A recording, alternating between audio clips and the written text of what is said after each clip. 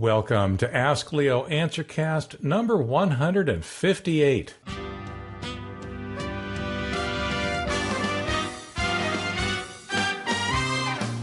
I'm Leo Notenboom, and I'll be answering questions that people are asking out at AskLeo.com.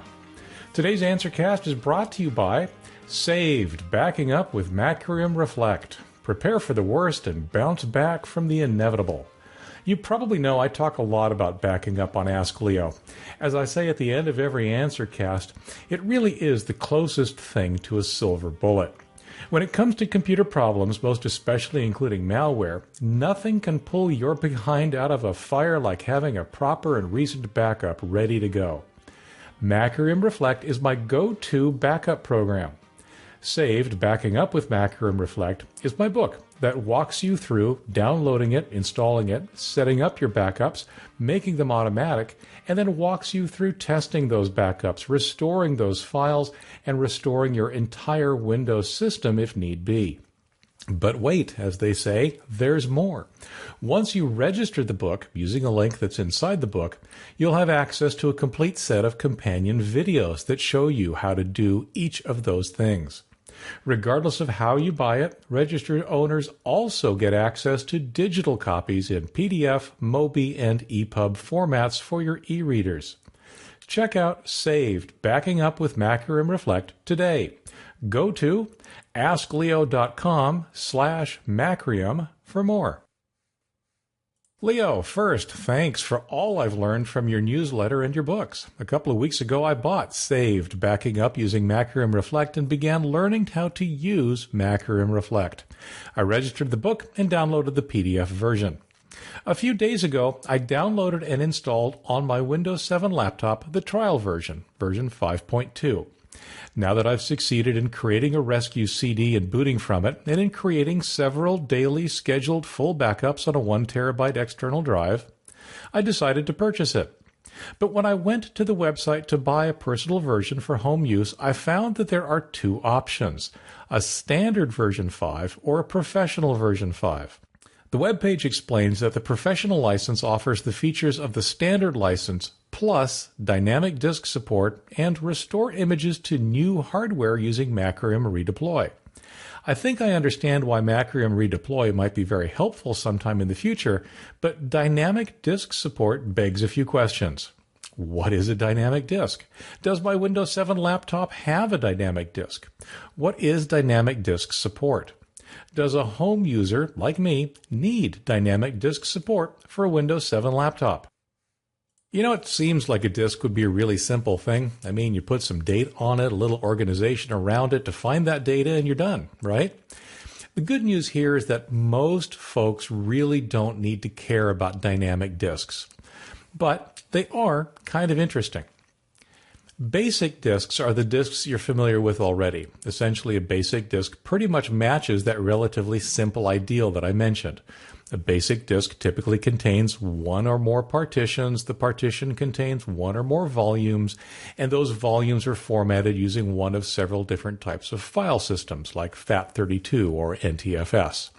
While there are several layers to this scheme, the approach is actually pretty straightforward. Dynamic disks differ in several different ways. For example, rather than having a partition table to determine where all those partitions physically are on a disk, they actually have a partition database. That database implies that you might be able to do a few more things with dynamic disks than you would with a basic disk. Consider this really common scenario.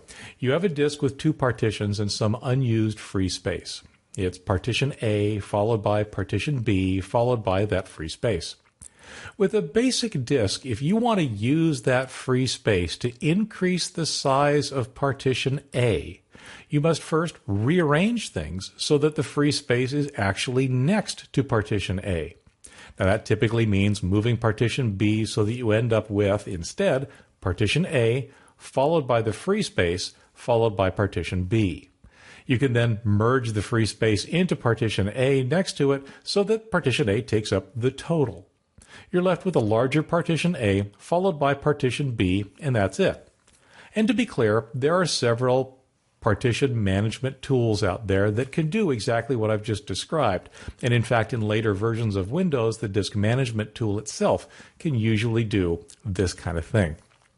With dynamic disks, the possibilities are actually slightly more flexible. Rather than move anything, you can create a partition of sorts out of the free space, and then simply say that partition A is made up of the area in front of partition B and the area after it. Your disk then looks like the first part of partition A, followed by partition B, followed by the second part of partition A. To your computer, it looks like two partitions, pretty much as normal. But on the disk, the partition is actually broken up and lives in two different places. Now, the technical term for those parts of a partition is extent, E-X-T-E-N-T. And as we've seen, extents don't have to live next to each other to be used to create a single volume. So that partition A that we just talked about is made up of two extents, one before and one after partition B.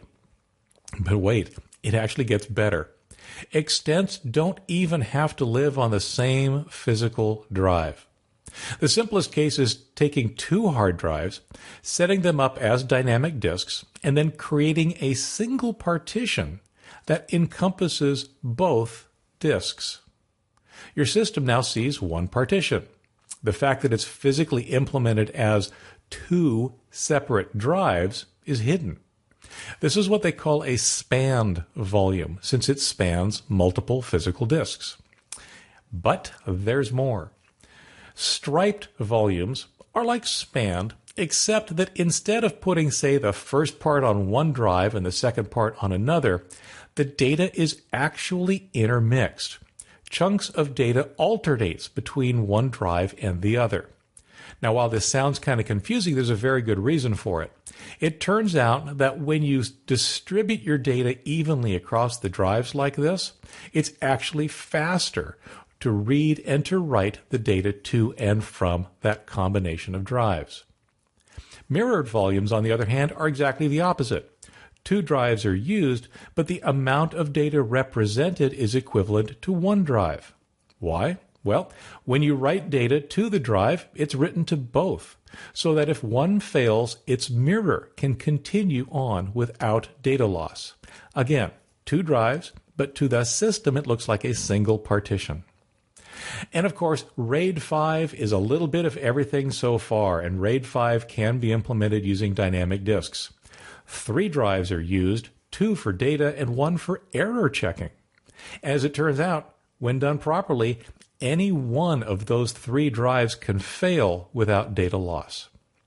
As I said, chances are you have a basic disk. Particularly if you have only one drive, you almost certainly have a basic disk. And chances are that you don't need the functionality offered by dynamic disks, even if that functionality actually is kind of cool. Hi, Leo. Do you have any observations, comments, or advice about the recent semantic talk given to Wall Street Journal? They seem to say that only 45% of antiviruses are caught. Are we, as home users, more prone to attack nowadays, or is this comment mainly directed to companies as an earnings increase tactic? I'm sure we'll all be interested in their falling profits. Yeah, this actually made the headlines a couple of weeks ago. The headline that was being generated, of course, was "Antivirus is dead." No, antivirus is not dead. This is just another case, in my opinion, where somebody chooses an exceptionally sensational headline or position in the hopes that it'll get people talking. Apparently it succeeded because here I am talking about it. I actually have no idea where the 45% figure comes from. I have a hard time believing it's a reflection of anti-malware tool effectiveness. What I could believe is that's the result of some combination of people not keeping those tools up to date, or intentionally ignoring their warnings, or perhaps even not running them at all. So exactly what it means is unclear. But if it's a global statement of overall effectiveness of the tools, well, I disagree. But let's say just for a moment that it's right.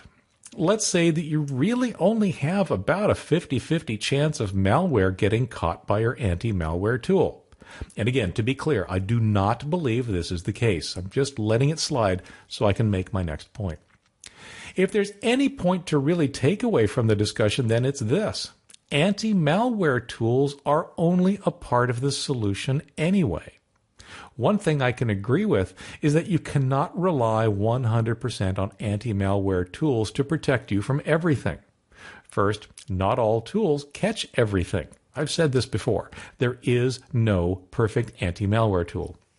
Second, not everything that we might call malware is in fact malware. Consider the recent rise of what we've come to call foistware. These are the toolbars and other things that get installed kind of behind your back as you install something else. Technically, they're not malware, and yet to most people they are. Anti-malware tools may or may not even try to catch these so-called potentially unwanted programs or pups. Third, no anti-malware tool can stop a user from doing something that a user is intent on doing. It's been referred to as the dancing bunnies problem. If you get something that promises you a video of cute dancing bunnies, you're going to do everything in your power to see the dancing bunnies you've been promised, even if that means circumventing the security systems on your computer. And even if the promise of dancing bunnies is a lie. I see many kinds of posts and scams on Facebook that really leverage this dancing bunnies problem. The fact is, not much has changed. Anti-malware tools were never a 100% solution, though I'll certainly claim that it's more than a 45% solution. No, the real solution is and has always been a combination of things that I actually mention here fairly regularly, and a combination of things that you already know. Yes, use anti-malware tools and keep them up to date. But use a firewall. Keep all your software, especially your system software, as up to date as possible. Don't open email attachments that you aren't absolutely sure of. Secure your network. Back up. But above all, be skeptical, because by far the single most important anti-malware tool in your arsenal is you. Hi, Leo. I was changing my password tonight on Hotmail and went into a section I'd never noticed before called Recent Activity. I was shocked to see that in the past 2 weeks, there were a ton of failed attempts from nearly every country on the map that had tried to log into my Hotmail account. Is this normal? Should I be scared? Should I close the account? I've had this account since 1997, so it has lots of information about me in different folders. Thanks. Honestly, what you're seeing just doesn't surprise me. I do have some suggestions on what you should do, but closing your account isn't one of them. I actually didn't know that Outlook.com would show recent activity. I'm actually pretty pleased that it does. So for those that haven't seen it yet, click on the gear icon when you're logged into Outlook.com, click on Options, click on Account Details, and then on the left-hand side you should see something called Recent Activity. Click on that. Or you can go directly to https://account.live.com/activity. You will, of course, need to confirm your password for security. Now, I did this, and I noticed that someone had attempted to access my account from France, and Japan, and Ecuador, and the Netherlands. One thing that I think everyone really needs to realize is that our accounts are pretty much under constant attack, or at least we certainly need to act like they are. Hackers or bots or who knows what else are basically trying to get in by just about any means into any account that they can find. They're typically unsuccessful, but really it only takes once to get hacked, and from their perspective, even if they try 1 million automated attempts to these kinds of account entries, if they even only get one, they're successful. The single most important thing you can do is to choose a good password. The longer the better, and the more random the better. Ideally, you'd use a password manager like LastPass to remember them for you so that you can then choose something that's completely random. So random that there's simply no way to remember it. And of course, the other thing you need to do is never, ever use the same password on more than one site. Very often these hacking attempts that you see here are actually the hackers exploiting data that they may have found somewhere else. Perhaps a different account has been hacked, and they're simply trying the password they found there at every other account they can think of that might possibly be related. I also strongly suggest setting up two-factor authentication for any account that you consider to be particularly sensitive. When you've got two-factor authentication, it's just not enough to know the password. You can have the password and still not get in. You also have to prove that you are in possession of the second factor. In my case, as an example, I need both my password and a number generated by an application that's on my smartphone in order to log into my Outlook.com account. Even if a hacker gets my password, they still can't log in because they don't have that second factor. And yes, it sounds like it could be a little annoying to have that second factor for every login. In reality, you don't. There are some shortcuts you can take on computers that you use regularly. But what's important is that someone coming from a brand new location elsewhere on the planet cannot use those shortcuts. They must have that second factor, which of course they won't. Ultimately, in your scenario, I really don't think there's anything to be truly concerned about. It is, however, a very real reminder of just how important password and account security really is. I understand that my password, especially if it's not very strong, can likely be figured out by a computer-driven program using trial and error. For example, all permutations, combinations of numbers, letters, and special characters.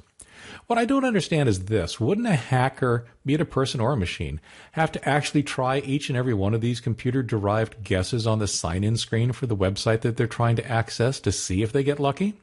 My experience tells me that after just a few failed attempts at entering a password, the website will not allow any more tries. So how would the hacker be able to try all the thousands of possible passwords that he comes up with? What you've described is called a brute force attack, and you're quite right. It's a rare system that will allow such an attack to proceed past the first few errors. But that's not the only option a hacker actually often has available to him. As you said, this type of attack simply involves the hacker trying to log in using your ID and every possible password in turn. Most good systems will note that the same person has been trying to log in unsuccessfully too many times, and it will typically lock the account either for a few minutes or perhaps for an extended period of time. This type of brute force attack is most often attempted using a computer, and thus even inserting a lock of a few minutes makes even the fastest automated attack impractical.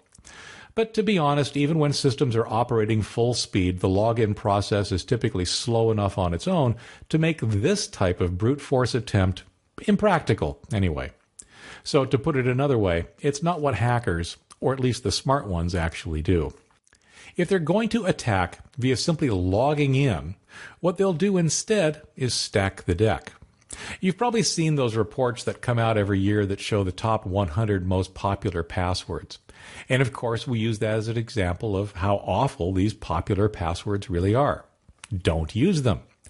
But those lists are just the top 100. Hackers can, and sometimes do, take the top 1,000 or 10,000 or 100,000 passwords and try those in order of popularity. Given how many people use these bad passwords, it's potentially worth the hacker's time to try them, even if there are periodic delays. Just the top 1,000 tried against a large number of accounts will probably get them access to a depressingly, surprisingly large number of those accounts. But there's more. There's actually a very practical and reasonable way for hackers to try every password. I've talked before about how many services store your password. They create what's called a hash of the password. Think of it as a kind of a one-way encryption that can't be undone. In other words, you can create a hash from a password, but you can't get the password from that hash. Add to that it's statistically impossible for two passwords to generate the same hash. So when you set your password, the service creates the hash associated with it and stores the hash. When you log in, the service again creates the hash of whatever you typed in as your password. It then compares this hash with the hash that it created when you set your password. If those two hashes match, then you must have typed in the same password this time as you did when you created the password in the first place. Now, you've probably heard in the news about various data breaches at large companies. A hacker gets in and gains access to things that they're not supposed to. One of the goals of many, if not most, of these hackers is to get a copy of the user account database. That's the list of user IDs and password hashes. Once they have a copy of that database, they can then go to work. Then, on their own computers at extremely high speed, they can literally try every possible password. With each attempt, they create the hash. They see if that hash is in the database they just stole, and if it is, they now know the password for the user account that had that hash.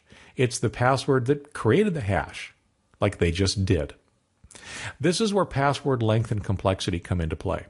It's currently quite feasible to try all possible 8-character passwords. That's why most industry experts now say 10 or even 12 or longer is the new minimum length of a password. The amount of time required to try them all increases exponentially each time you add a character to the length. So it's just not practical for hackers to try all possible 12-character passwords today. It would take years, even with the best equipment.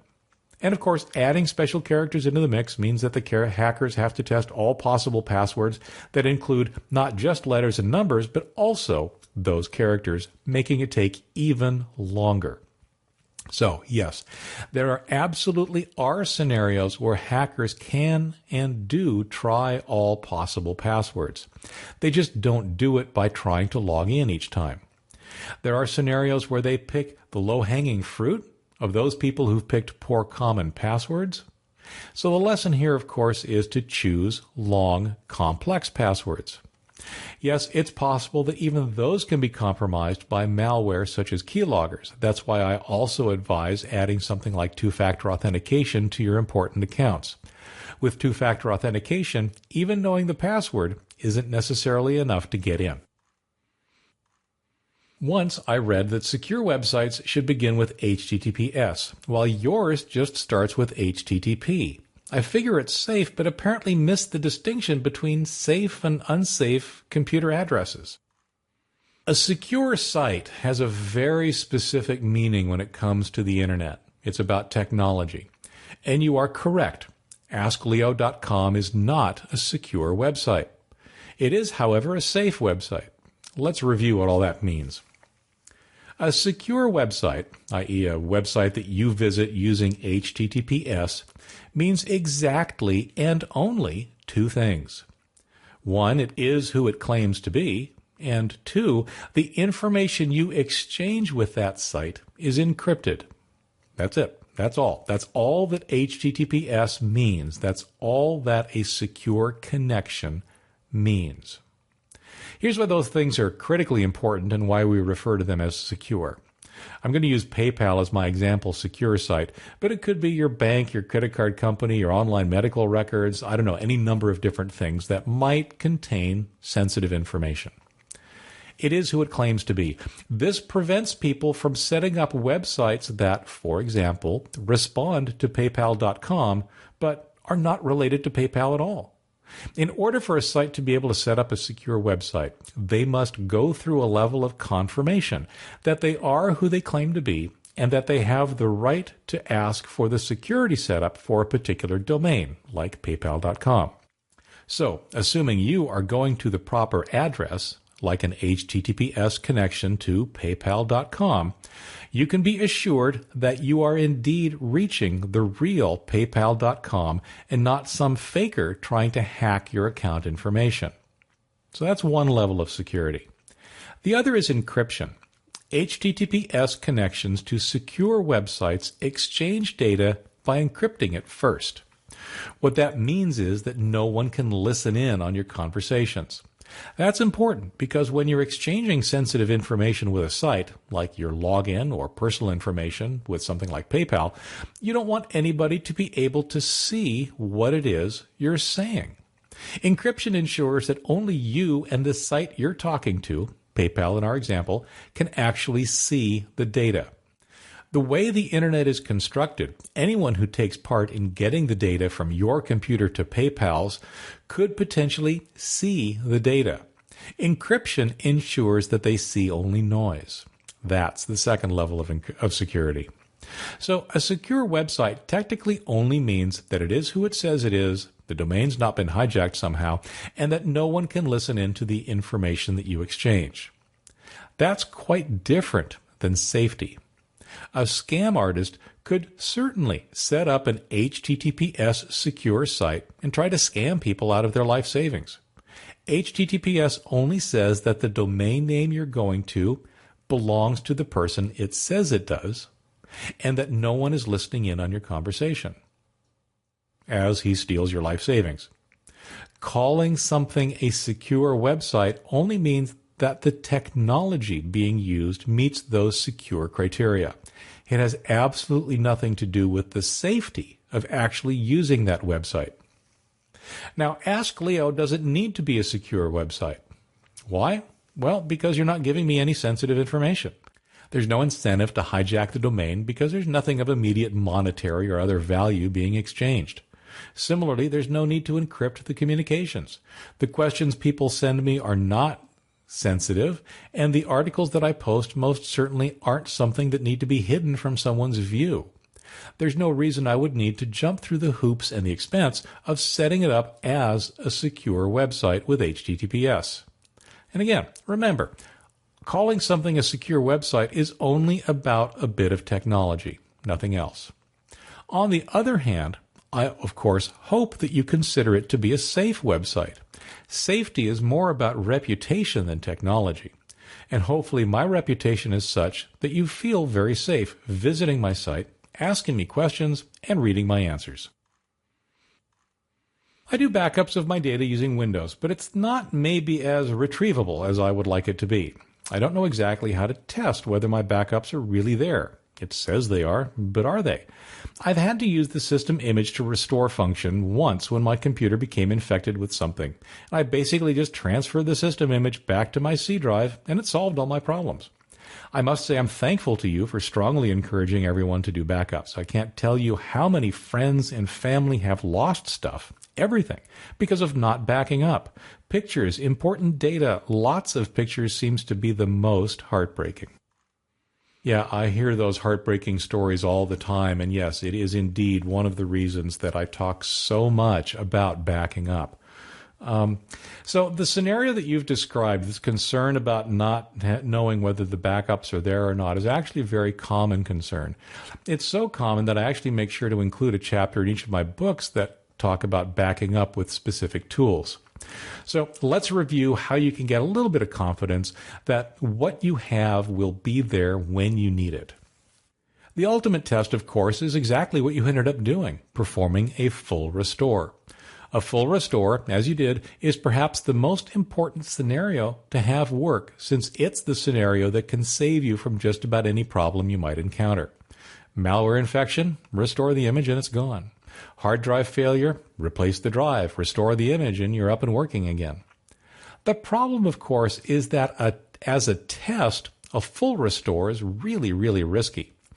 By definition, a full restore is a destructive operation. By that I mean that it erases what's currently on the hard drive and replaces it with the contents of the backup image.